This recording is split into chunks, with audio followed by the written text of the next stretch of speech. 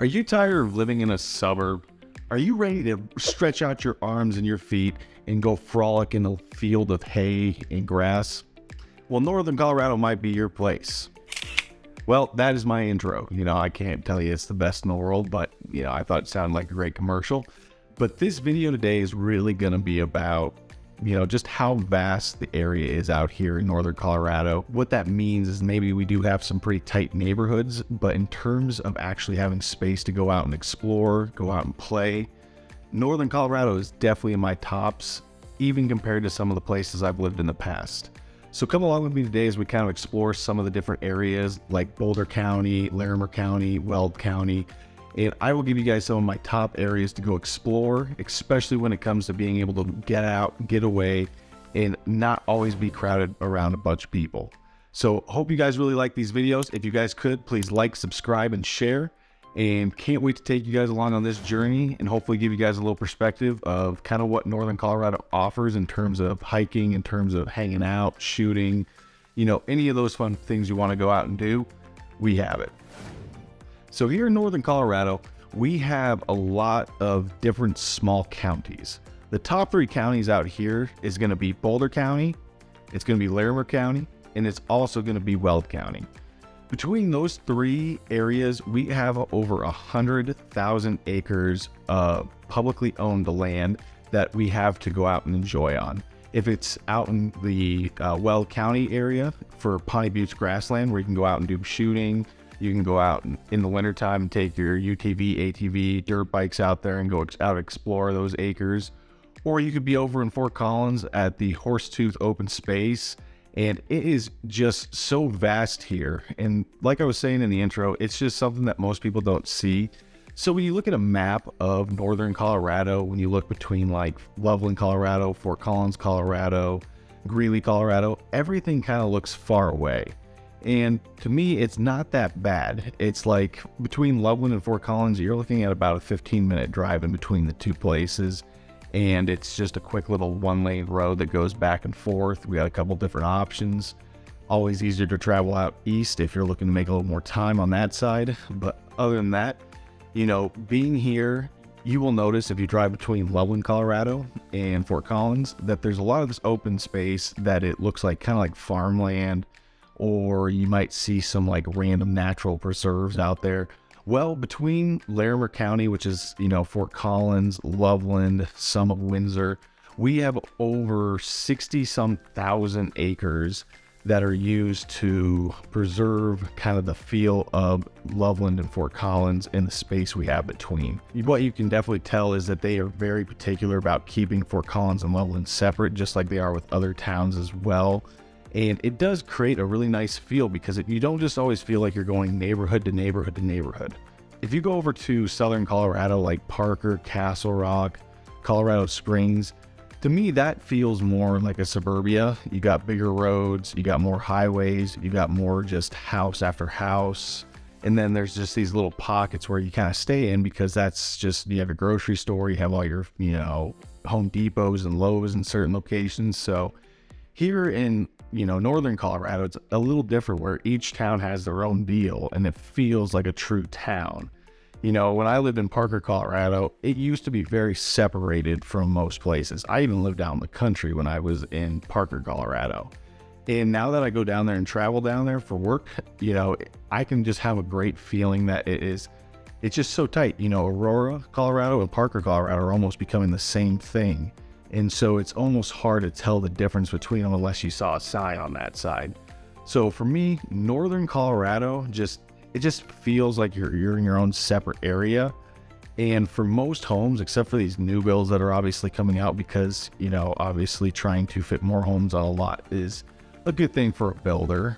But, a lot of these homes back in the day were built for the idea of having space. Even for my house, even though it's a small backyard, they typically put like a divider in between houses, either if it's a pathway or a creek or something like that just divides your neighbors just a little bit more, just so that you can have some peace and quiet when you go out to your backyard.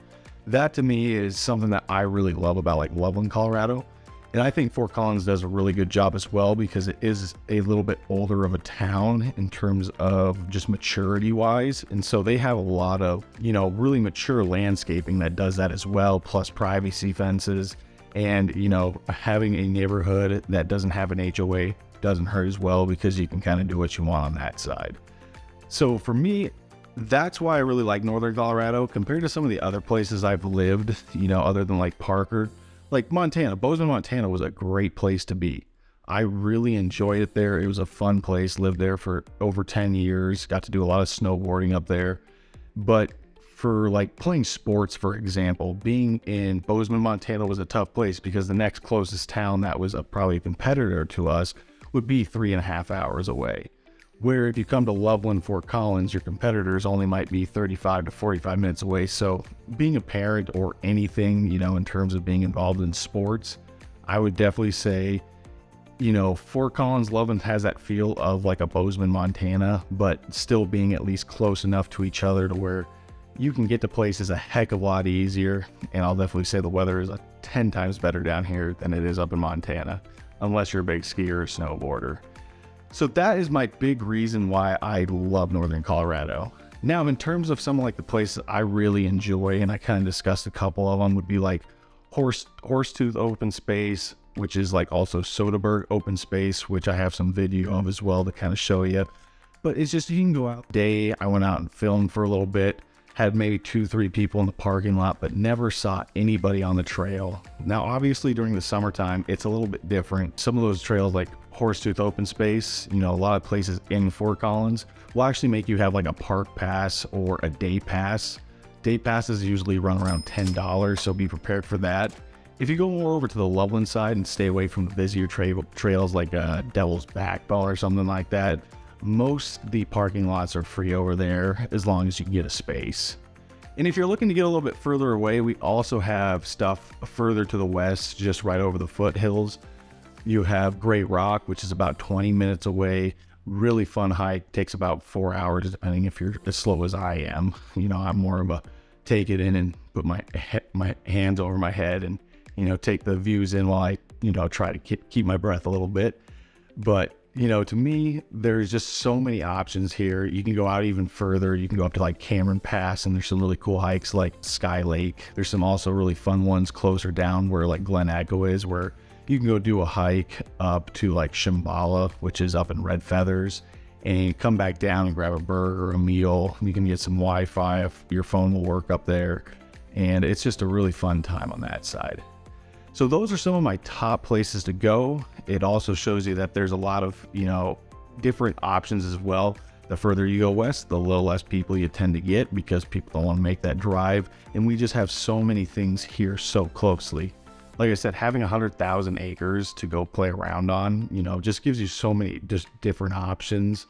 And if you're a big like dirt biker or UTV rider, during the summertime after runoff, it is just totally fine being up there. There's plenty of trails to go mess around on that's not during the runoff time, or gets you more up into the mountains to where it's no big deal. And then you also, like during the wintertime, like I said, Pawnee Butte grassland out in Weld County, Colorado is also a really fun place to be as well. It's a cool place to explore, plenty of acres. You can get lost for hours out there. Great place to go play. And definitely a place to bring your gun as well, because it is a fun place to go out and shoot, and there's some pretty nice designated shooting areas as well. And they also have a shooting range out there as well if you want a little more of an official feel to it.